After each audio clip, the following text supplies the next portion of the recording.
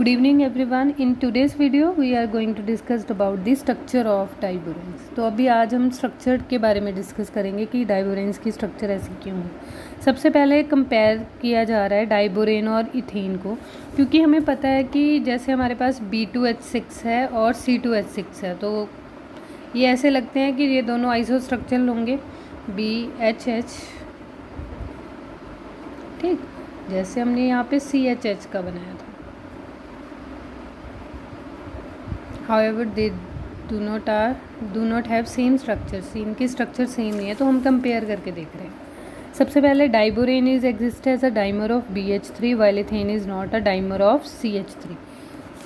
जो हमारा BH3 है वो डाइमर है, वहाँ पे ये बॉन्डिंग हो रही है. CH3 में ये वाली बॉन्डिंग हो रही है.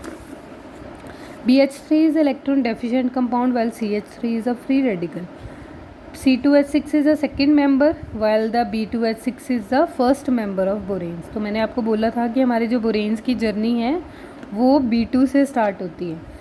B2H6 gives different types of chemical reaction with acid, alkali. तो while जो हमारा C2H6 है वो मेनली सब्स्टिट्यूशन रिएक्शन देता है and being an akin. Next आपके पास क्या है, B2H6 consist of bridging while C2H6 does not contain such type of bridging. और B2H6 liberate too much heat on combustion while C2H6 does not. जब भी आप इथेन को हीट करते हो तो इतनी एनर्जी रिलीज़ नहीं होती जब आप B2H6 को ऑक्सीजन की प्रेजेंस में हीट कर रहे हो. तो हमने बोला था पिछली वीडियो में कि जब हम B2H6 को रिएक्ट करवाते हैं, यहाँ पे देखो B2H6 को हमने हीट किया in the presence of oxygen, तो large amount of energy is release. However this amount of energy is not release while combustion of ethane. जब आप इथेन को गर्म करते हो तो इतनी अमाउंट ऑफ एनर्जी रिलीज़ नहीं होती. तो उसके बाद है आपके पास स्ट्रक्चर ऑफ डाइबोरेन. तो स्ट्रक्चर की बात करते हैं. The structure of diborane is of great interest. The diborane is an electron deficient compound. There are not enough valence electron to form the expected number of covalent bonds. तो हमें पता है कि BH3 C2H6 जैसा कभी नहीं हो सकता, क्योंकि वो क्या है, इलेक्ट्रॉन डेफिशिएंट है. उसके पास 3 इलेक्ट्रॉन थे, उसने तीनों हाइड्रोजन्स के साथ 1 इलेक्ट्रॉन अगर शेयर कर लिए तो उसके इटसेल्फ बॉन्ड बनाने के लिए कोई इलेक्ट्रॉन नहीं बचा. ठीक, तो इसका मतलब C2H6 से वो अलग है. These structures B2H6H4 2 negative anion is iso electron with ethylene. C2H4 से आइसो इलेक्ट्रॉनिक हो सकता है, लेकिन वो C2H6 जैसा नहीं है. सबसे पहले इस स्ट्रक्चर में जो अनयूजुअल सी बात थी, जो यूनिक थिंग थी, वो किसने स्टडी की थी, लॉन्गेट, हिगिंस ने और लिप्सकॉम ने. उन्होंने डिस्कवर किया कि जो हमारे पास इलेक्ट्रॉन डाइफ्रैक्शन है या स्पेक्ट्रल स्टडीज़ है, उन्होंने सपोर्ट किया कि जो हमारे बोरोन के साथ हमारे जो 2 हाइड्रोजन्स हैं, these hydrogens are in terminal position, और जो बाकी के 2 हाइड्रोजन्स हैं वो 3 सेंटर 2 इलेक्ट्रॉन बॉन्ड की हेल्प से ब्रिजिंग की फॉर्म में है. क्लियर. इस स्ट्रक्चर को स्ट्रेंथ कैसे प्रोवाइड करी, स्ट्रेंथ हमने वेरियस स्पेक्ट्रास भी स्टडी किए, उसके भी यहाँ पे भी हम डिस्कस करते हैं. और जो रिएक्शन मैंने प्रीवियस वीडियो में आपको बोला था कि रिएक्शन ये क्वेश्चन अराइज करती हैं कि उसकी स्ट्रक्चर क्या है, अनयूजुअल है, आप वो भी मेंशन कर सकते हो. क्लियर. इसके बाद हम नेक्स्ट स्टडी करते हैं. यहाँ पे 2 तरह के हाइड्रोजन्स हमें देखने को मिलेंगे. एक होगा टर्मिनल हाइड्रोजन, एक होगा आपके पास ब्रिजिंग हाइड्रोजन. तो जो ब्रिजिंग है उसके नीचे आपको सब्सक्रिप्ट B लिखा मिलेगा, जो टर्मिनल है वो T. तो वो उसने उस बॉन्ड्स के डिफरेंट एंगल्स बताए हैं. If you are not able to remember all these angles there will be no issue at all. आप सिर्फ अपना कॉन्सेप्ट एक्सप्लेन करोगे, टर्मिनल हाइड्रोजन्स क्या हैं, ब्रिजिंग में हाइड्रोजन्स कैसे हैं, आप सिर्फ उसे एक्सप्लेन करोगे अगर बॉन्ड एंगल याद नहीं रहते. तो अब the above bridge structure is supported by the following facts. कौन कौन से फैक्ट इस ब्रिज स्ट्रक्चर को सपोर्ट कर रहे हैं, that is electron diffraction measurement confirm that 4 terminal hydrogen atoms are coplanar while the 2 bridge hydrogen atoms are occupy the place above और below the plane. तो उसने क्या बोला कि हमारे पास जो इलेक्ट्रॉन डाइफ्रैक्शन है, उसने क्या बताया कि हमारे पास जो ये बोरोन्स हैं और ये जो 4 हाइड्रोजन्स हैं, these hydrogens will be in the, जो टर्मिनल पोजीशन पे हैं, these are coplanar, same plane में हैं, while these bridging hydrogens are above और below the plane. Next question क्या अराइज हुआ, वाइब्रेशनल स्पेक्ट्रा हमने लिया तो हमारे पास क्या होना चाहिए था, अगर ये C2H6 जैसा होता तो all the 6 hydrogen will be of same stretching frequency, तो हमारे पास स्ट्रेचिंग फ्रिक्वेंसी का फ़र्क नहीं आना चाहिए था। लेकिन however we observe 2 different bands, 2102 पे भी ऑब्जर्व हुआ और 2523 पे भी। तो इसने भी हमें बता दिया कि बोरोन के जो हाइड्रोजन्स हैं, these hydrogens are not identical. Next है NMR स्टडी किया, show 3 main regions of absorption due to boron atoms, terminal hydrogen atoms और bridge hydrogen atom again support the presence of bridging structure. बच्चे NMR में क्या होता है, NMR में हमारे पास जब भी हम प्रोटॉन का स्पेक्ट्रा देखते हैं तो वहाँ पे इलेक्ट्रॉन डेंसिटी देखी जाती है। तो अभी 3 सेंटर 2 इलेक्ट्रॉन बॉन्ड में आप बताओ कि आपके पास इलेक्ट्रॉन डेंसिटी ज़्यादा होगी या कम, आपके पास कम इलेक्ट्रॉन डेंसिटी होगी। तो इस वजह से NMR स्पेक्ट्रा में भी आपको 2 तरह के हाइड्रोजन्स ही दिखेंगे, क्योंकि हमारे पास जैसे टर्मिनल हाइड्रोजन की सिचुएशन है, वहाँ पे ये 2 इलेक्ट्रॉन्स इन दोनों के ही हैं सिर्फ, राइट। तो अगर इनमें से जो इलेक्ट्रॉन नेगेटिविटी डिफरेंस हुआ दोनों का है, तो यहाँ पर वो 3 में शेयर्ड है, तो इस वजह से यहाँ पे भी आपको 2 स्पेक्ट्रा ही ऑब्जर्व होंगे। नेक्स्ट है आपके पास specific heat of diborane is found to be 54.4 kilo joule. तो जब भी आप इसे स्पेसिफिक हीट, मतलब आपको 1 मोल को हीट करने में जितनी एनर्जी कंज्यूम होती है, जब हम इथेन को हीट करते हैं तो हमारी एनर्जी यूज़ होती है सिर्फ 12.5 किलो जूल। हाउएवर जब हम डाइबोरेन को हीट करते हैं तो इतनी अमाउंट ऑफ एनर्जी हमें चाहिए। इसका मतलब भी यही है कि हमारे जो ब्रिजिंग में हाइड्रोजन्स होने की वजह से ये मॉलिक्यूल जल्दी जल्दी डिस्टॉर्ट नहीं होता, ब्रिज स्ट्रक्चर की इन्वॉल्वमेंट है। डाइबोरेन ऑन मिथाइलेशन, तो ये 4th रिएक्शन वही जो मैं आपको बोल रही थी कि जब हमने मिथाइलेशन किया तो हमने देखा वहाँ पे कि सिर्फ 4 ही हाइड्रोजन्स मिथाइल के साथ सब्स्टिट्यूट हुए, बाकी 2 नहीं हुए। इसका मतलब ये दोनों अनयूजुअल हैं और ये नॉर्मली अपने मिथाइल के साथ सब्स्टिट्यूट हो गए, तो यहाँ पे ब्रिजिंग स्ट्रक्चर का फेवर किया। अभी हम नेक्स्ट डिस्कस करते हैं कि हमारी नेचर ऑफ बॉन्डिंग। सिर्फ आप 3 सेंटर 2 इलेक्ट्रॉन बॉन्ड पे फोकस करना है हमने, राइट। सबसे पहले वो आपको एक जनरल सी स्ट्रक्चर एक्सप्लेन कर रहा है। आपके पास बोरोन का जो इलेक्ट्रॉन सिस्टम है वो क्या है, 2s2p, राइट। तो बोरोन की इलेक्ट्रॉनिक कन्फिग्रेशन क्या है, 5 है, 1s2 2s2 2p1। 1s2 तो हीलियम की हो गई, तो ये हमारे वैलेंस इलेक्ट्रॉन्स हो गए, 2s2 2p1। अभी हमने B2H6 के लिए फॉर्म करना है, तो हमें पता है कि अगर ये पेयर अप रहेगा तो सिर्फ एक हाइड्रोजन इसके साथ जुड़ सकता है। अगर हम इसे एक्साइट कर देंगे तो 3, तो हमने इसे एक्साइट कर दिया।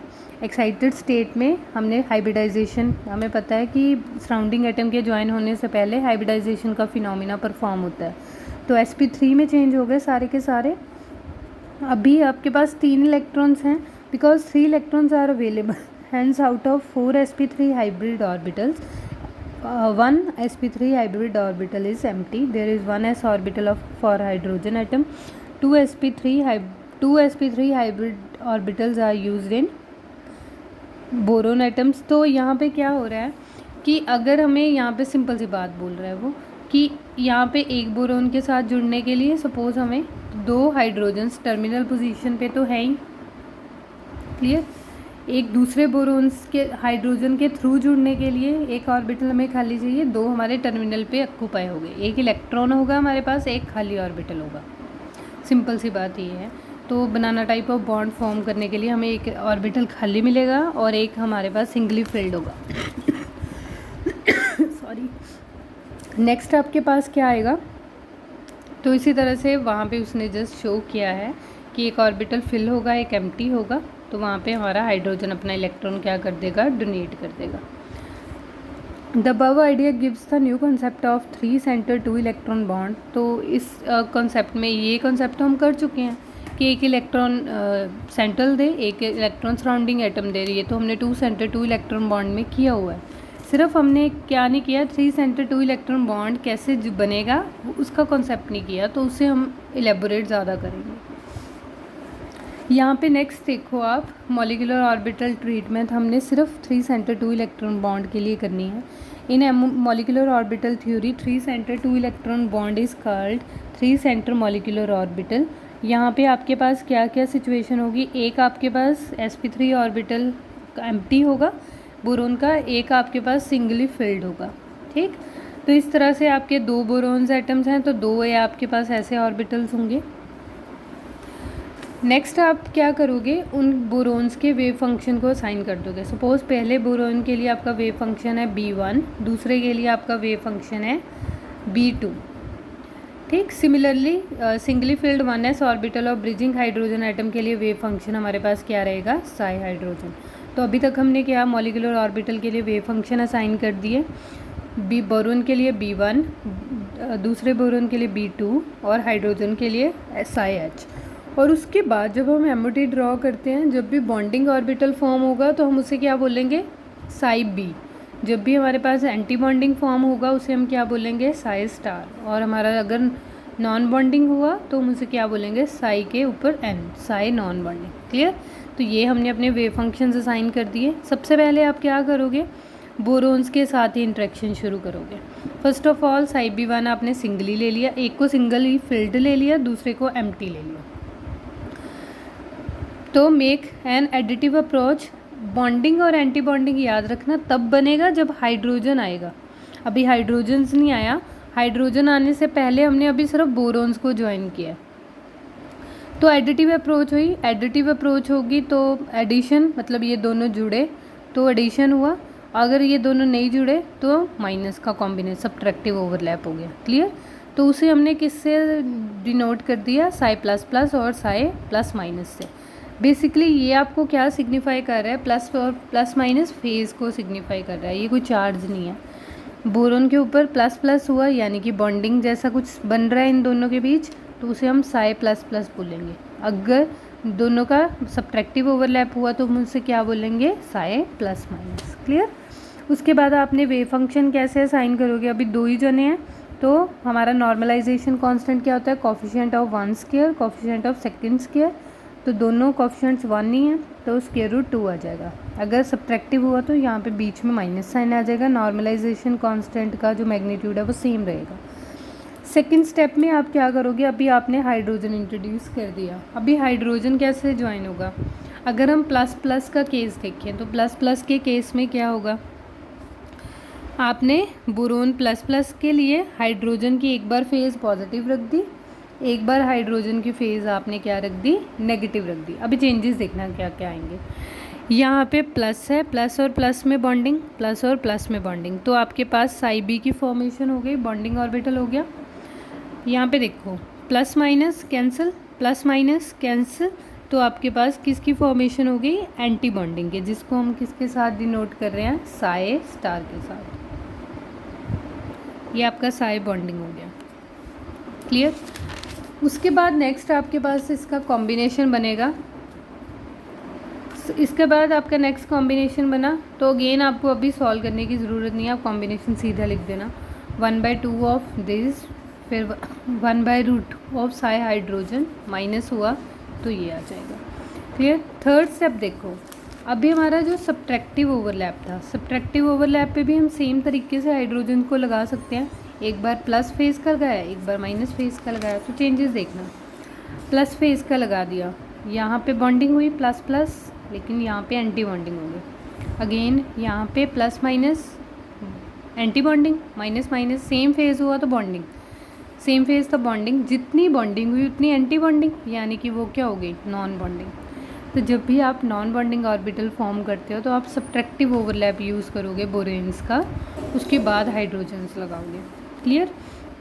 तो अभी हमारे पास जो स्ट्रक्चर है वो किस में चेंज हो गई, इसमें चेंज हो गई।